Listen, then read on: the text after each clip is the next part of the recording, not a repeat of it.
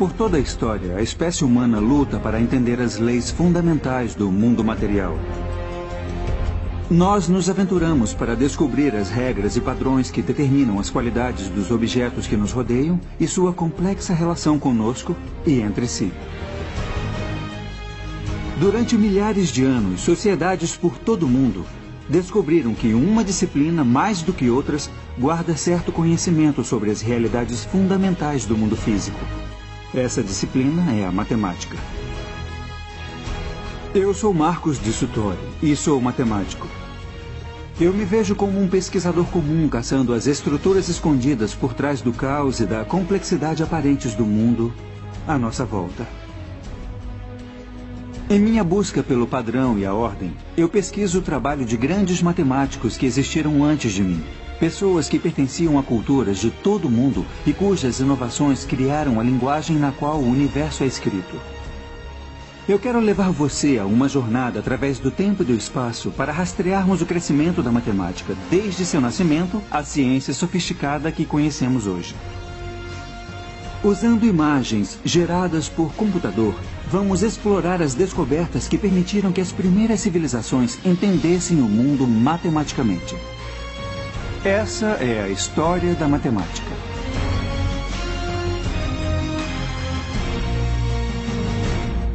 A história da matemática.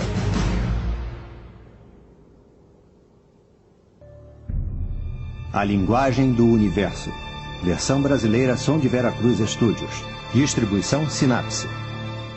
Nosso mundo é feito de padrões e sequências. Eles estão à nossa volta. O dia se torna noite, os animais andam pela terra em constante mutação, paisagens são frequentemente alteradas. Um dos motivos que contribuíram com o início da matemática foi a busca pelo entendimento do sentido desses padrões naturais. Os conceitos mais básicos da matemática, espaço e número, estão arraigados em nosso cérebro. Até os animais têm um sentido de distância e quantidade. Percebem quando seu bando está desfalcado, quando devem lutar ou voar, e calculam se sua presa está numa distância acessível. Entender matemática é a diferença entre vida e morte. Mas foi o homem que pegou esses conceitos básicos e começou a construir essas bases. Em algum ponto, os humanos começaram a localizar padrões e fazer conexões para contar e ordenar o mundo em torno deles. E com isso, um novo universo matemático começou a surgir.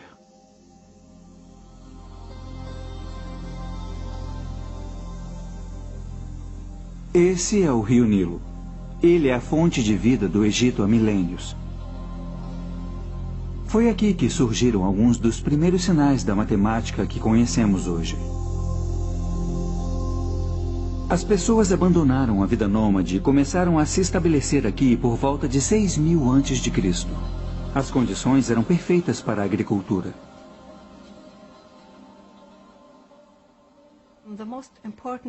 O evento mais importante na agricultura egípcia a cada ano era a cheia do Nilo. Então ela foi usada como marcação do início de cada ano. Os egípcios registraram o que acontecia em períodos de tempo. Para estabelecer um calendário como esse, você tem que contar quantos dias, por exemplo, havia entre as fases da lua, ou quantos dias havia entre duas cheias do Nilo.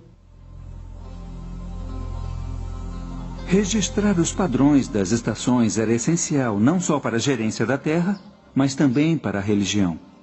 Os antigos egípcios que se estabeleceram nas margens do Nilo acreditavam que era o deus do rio que o enchia a cada ano e, em troca da água que fornecia a vida, os cidadãos ofereciam uma porção da produção como agradecimento. Quando os assentamentos ficaram maiores, se tornou necessário encontrar maneiras de administrá-los.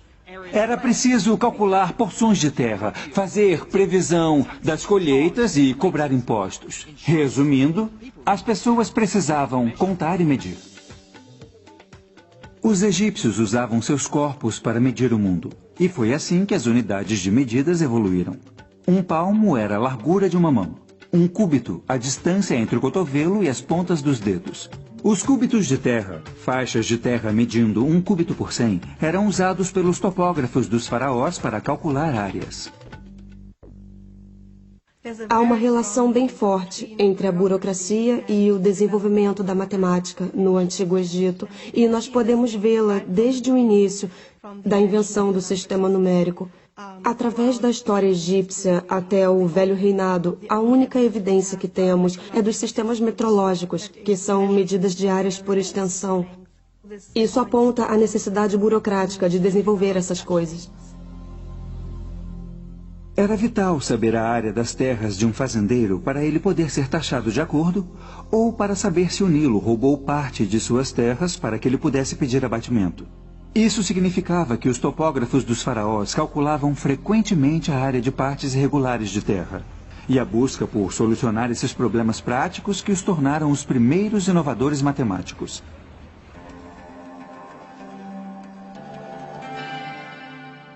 Os egípcios precisavam de uma maneira de registrar os resultados de seus cálculos. Entre todos os hieróglifos nas lembrancinhas turísticas espalhadas pela cidade do Cairo, eu estava à caça daqueles que registram os primeiros números da história. Eles são difíceis de serem encontrados. Mas, enfim, encontrei. Os egípcios usavam um sistema decimal motivado pelos 10 dedos das mãos. O sinal de 1 era um risco. 10 era um osso de calcanhar, 100 um rolo de corda e 1000 eram plantas de lótus. Quanto é essa camiseta?